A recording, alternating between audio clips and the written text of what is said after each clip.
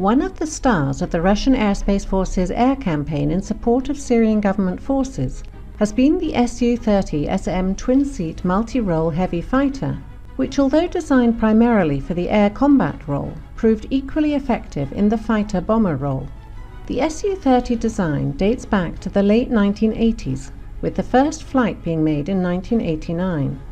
The original intent was to take advantage of the Su-27's tremendous range and payload potential that was limited by the exhaustion a single crew member experienced during lengthy missions, which, thanks to aerial refueling, could last into several hours.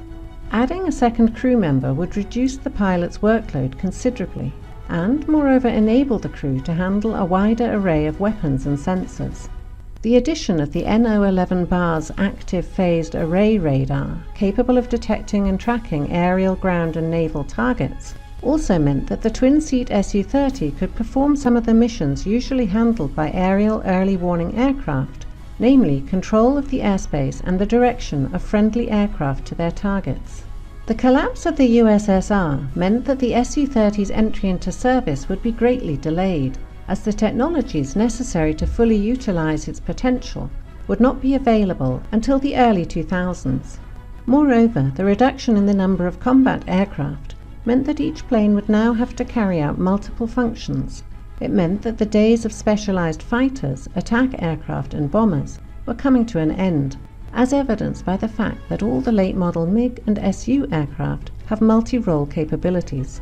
The Su-30 was not an exception. The Su-30M2, which began entering Russian fighter regiments in 2010, and the Su-30SM, which followed 2 years later, can use a wide range of unguided and guided air-to-ground weapons, including medium-range air-to-surface missiles like the Kh-29 and Kh-59, and satellite-guided bombs, in addition to the full array of advanced air-to-air weapons, including the RVV-SD active radar homing missile, which is often seen carried by Su-30SMs and Su-35s over Syria, as insurance against NATO fighters' interference. The Su-30 also proved to be a remarkable export success. It turned out that many countries around the world, including India, China, Malaysia, Venezuela, Indonesia, Uganda, Vietnam, Kazakhstan and Algeria, also had a need for a powerful long-range fighter aircraft capable of handling a wide range of missions, and could not afford to procure equivalent Western aircraft, such as the F-15. Since many of these countries participate in joint exercises with Western air forces, these exports made it possible to evaluate the Su-30 against its contemporaries. It is a testimony to the basic Sukhoi design that the addition of the second crew member and the expansion of its capabilities did not affect its original air-to-air mission, for the Su-30 has excelled whenever pitted against Western aircraft, such as the F-15, F-16, FA-18 and the Eurofighter Typhoon. There are no indications that the Su-30 has ever faced the fifth-generation F-22 in such matchups, but even though the US fighter is on paper more modern than the Sukhoi design, the outcome of such a matchup would be a far from foregone conclusion. It is entirely possible that the Su-30 could defeat the F-22, whose flaws and limitations have been carefully kept out of the public view, thanks to a combination of passive infrared detection devices that are particularly effective against fast-flying high-altitude targets, which tend to present a strong infrared signature against the background of cold sky, and a comprehensive electronic countermeasures suite comparable to that mounted on the Su-34 bomber. With a total of 116 Su-30 aircraft currently in service or on order for the Russian Aerospace Forces and naval aviation, and several hundred more aircraft in use around the world, it is clear that the Su-30 will remain a major workhorse for decades to come, even though it may be overshadowed in Russian service by the Su-35 and the T-50. The basic design still retains considerable modernization potential. India, which is the largest Su-30 user with over 200 aircraft, is in negotiations with Sukhoi concerning a multi-billion-dollar modernization project for its Su-30 MKI fleet that would include making the aircraft stealthier and equipped with an internal weapons bay. Russian service Su-30s are likely to receive upgrades incorporating Su-35 and even T-50 technologies and systems.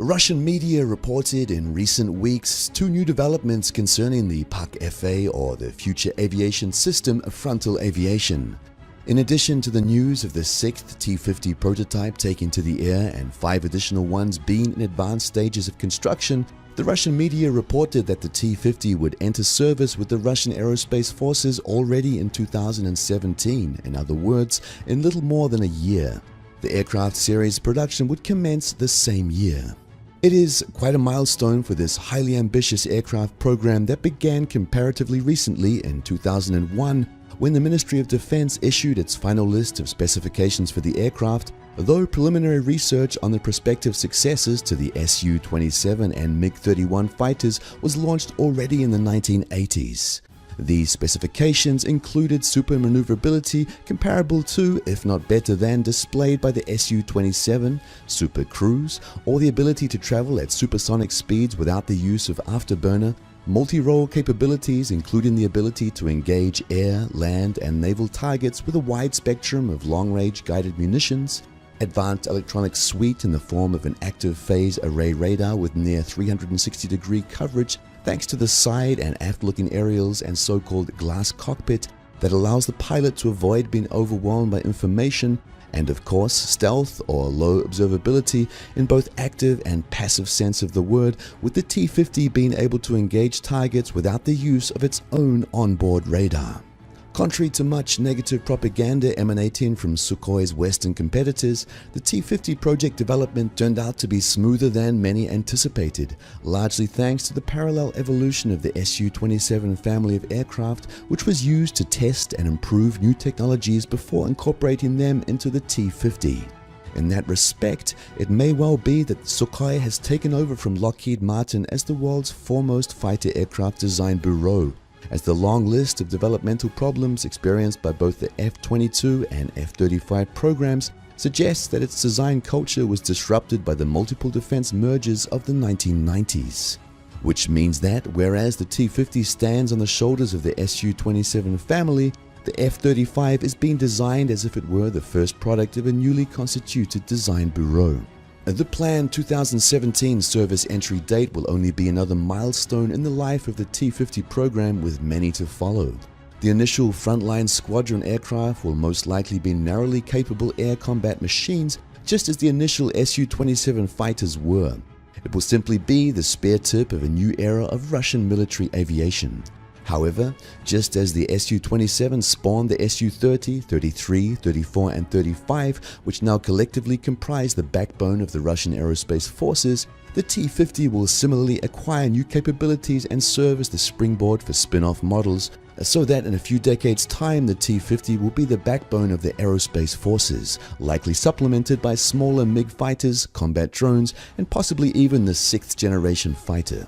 The only unknown aspect of the program is its service designation, for the T-50 will surely acquire a SU designation upon being accepted into service. Fully implementing the T-50's capabilities will also require the development of a new range of munitions capable of taking advantage of the design's internal weapons bays. Even though the T-50 can carry older ordnance under wing, it is also evident that a range of weapons is under development. An example of such munitions is the KH-59 Mk2, a derivative of the KH-59 missile family that was demonstrated at the MAX 2015. This new modification, which combines stealth, 300-kilometer range, 300 kg warhead, and a variety of guidance systems enabling it to engage both stationary and mobile land and sea targets, is indicative of the nature of the T-50's future arsenal. While no single weapon system is in and of itself decisive, the T-50's imminent service entry undermines one of the crucial NATO assumptions, namely that of air superiority. Even the initial small fleet of T-50s backed up by the Su-35 and Su-30 fighters would be enough to deprive NATO's land forces of the ability to operate without worrying about attack from the air. Given how unused and unprepared NATO is to operate in the face of opposing air power, the T-50 is an important component of Russia's conventional deterrence posture.